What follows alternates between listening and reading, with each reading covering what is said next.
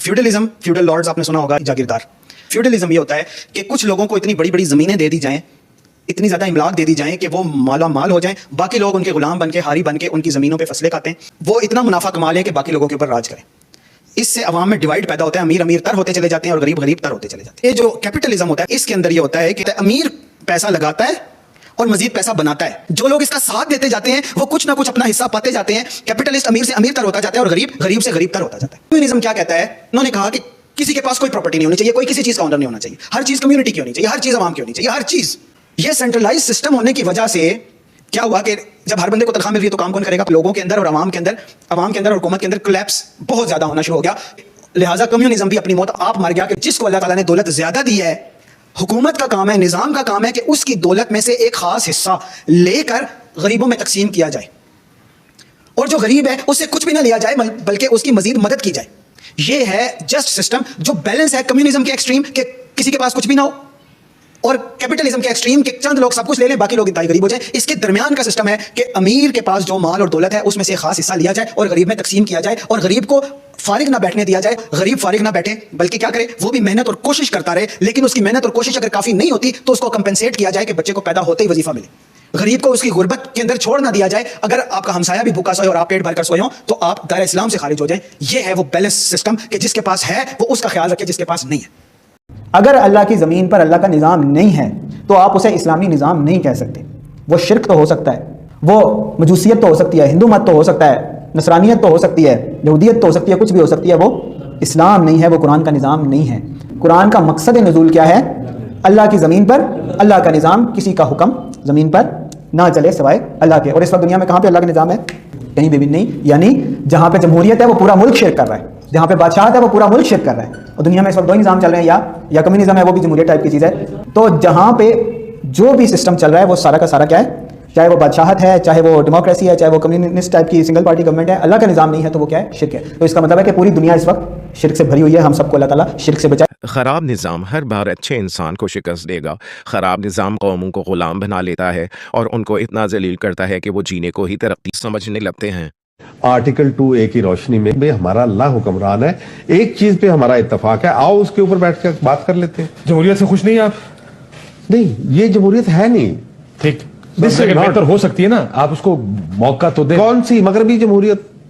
आप जरा लियाकत अली खान जब उन्होंने प्रेजेंट किया, मगरबी जमहूरियत ने क्या दिया हमें? काशिफ साहब, खून रेज जंगें दी, मल्टीनेशनल दिए हमें, ईस्ट इंडिया कंपनी दी हमें, स्लेव ट्रेडिंग दी, कॉलोनाइजेशन दी हमें, क्या कुछ उन्होंने। अभी कारपोरेट अमेरिका जो है वो छाया चला जा रहा है, corporate world is controlling the resources of all the nation. ये दिया हमें गुलामी दी मगरबी जमहूरियत ने। अगर जमहूरियत इतनी ही अच्छी थी हमें क्यों नहीं देते वो? क्या अभी मुर्सी के साथ जो हुआ, उसके बाद भी जो हमास के साथ हुआ, जो अल्जीरिया में करवाया उन्होंने FIS के साथ, क्या वो जमहूरियत के दिलदादे हैं? हरगिज नहीं। और जो तकसीम डालते हैं हमारे यहाँ, शेर सुन्नी कहां से आया? क्या ये हमारी तारीख है?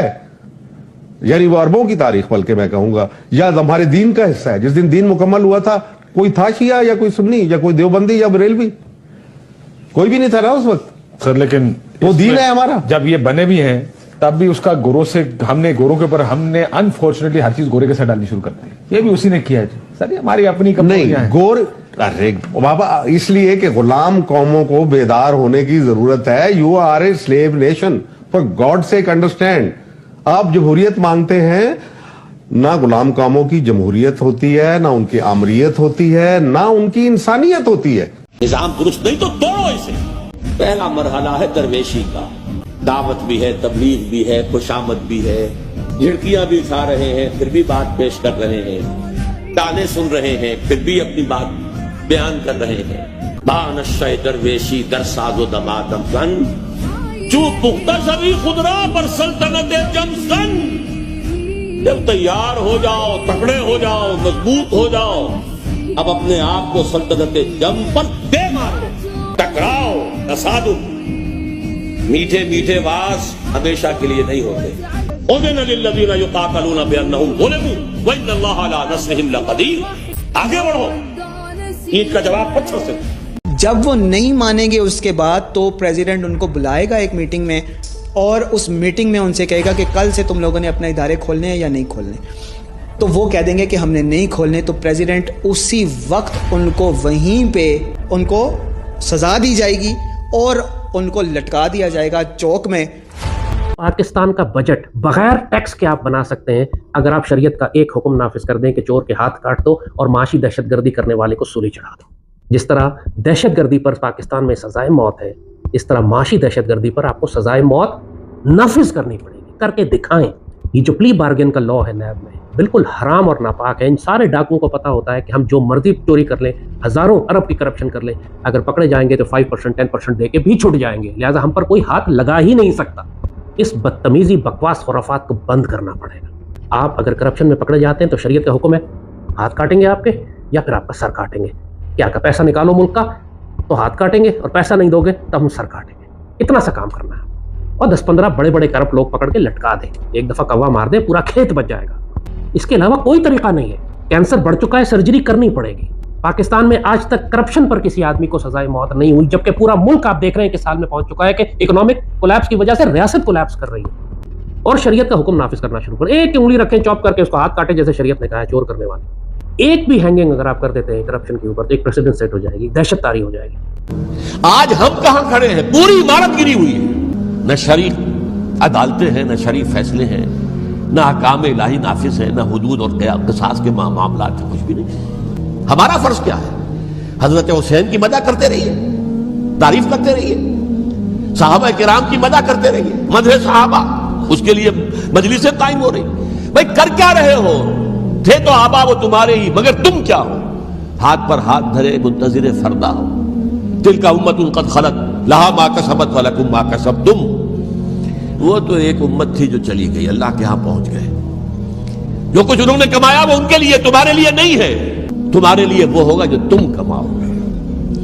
ہمارے لیے راستہ اب یہی ہے کہ خلافت راشدہ کے مکمل نظام کو اثر نو قائم کرنے کے لیے منہج انقلاب نبوی کو اختیار کریں. What I fear is کہ امت مسلمہ پر بڑا سخت عذاب اللہ کا آنے والا ہے, جس کا سب سے بڑا حصہ عربوں پر آئے گا. And number 2 on the divine hit list seems to be Pakistani Muslims. Why? Number 1 عرب کیوں ہیں؟ ان کی مادری زبان میں قرآن ہے, یہاں ان کو تو کوئی بچت ہی نہیں. ان میں سے محمد تھے صلی اللہ علیہ وسلم, اور اسی پر وہ ناش بھی کرتے ہیں. تو ان کے لیے تو در حقیقت اگر وہ جیسے جیسے آزاد ہوئے, کسی نے قرآن کو اپنا امام نہیں بنایا. قبلہ کسی نے بنا لیا واشنگٹن کو, کسی نے بنا لیا Moscow. They are the biggest culprits. لیکن ہمارا جو کانسیپٹ اور ہمارا معاملہ کیا؟ نمبر 2, ہم نے ایک ملک بنایا اسلام کے نام پر, لاکھوں آدمی قتل ہوئے, کروڑ انسان جو ہے ادھر سے ادھر ہوا ہے, 1 کروڑ سے کم ایسٹ پنجاب ویسٹ پنجاب کے درمیان. لیکن وہ اسلام کہاں ہے؟ جو اسلام آج ہمارے پاس ہے وہ تو بھارت میں بھی ہے. نمازیں وہاں بھی ہیں, مسجدیں وہاں بھی ہیں, اور ہماری حج فلائٹس ہماری جاتی ہیں, ان کی بھی جاتی ہیں. بلکہ مجھے بتایا گیا ہے کہ حج کا انتظام جو ہے وہاں حج مشن جو ہے ہندوستان کا وہ کہیں بہتر ہے پاکستان کے حج مشن سے. ایک بات پر میرا یقین ہے, اب یقین ہے, اسلام یہاں نہیں آئے گا تو پاکستان نہیں رہے گا. اس کا کوئی جواز نہیں ہے. Why Pakistan? Pakistan is the custodian state of the only living ideology of the world. کبھی ٹیکنالوجی کی بنیاد کے اوپر کوئی دور نہیں چلا. Technology without morality is rascality. Technology bomb گرا دیتی ہے ہیروشیما ناگاساکی کے اوپر, کیونکہ اس کے پیچھے morality نہیں ہوتی. تو morality تو صرف اب اسلام دے سکتا ہے, باقی کسی کے پاس کوئی morality نہیں. اور morality کو نافذ کرنا کس کا کام ہے؟ پاکستان کا, کیونکہ اس کے لیے مارد وجود میں آیا تھا. لہذا جو بھی اس نظریے کو لے کے آئے گا اور اس کو عملاً نافذ کر کے دکھائے گا, تو اس کو 2 باتیں یاد کرنی چاہیے. ایک تو یہ کہ that country, that nation will lead the world, قیادت دنیا کی اس کے نام پہ ہوگی. اور دوسری بات یہ ہے اس کی زبردست مخالفت ہوگی. یہ نہ سمجھیے کہ آسانی سے یہ کرنے دیں گے.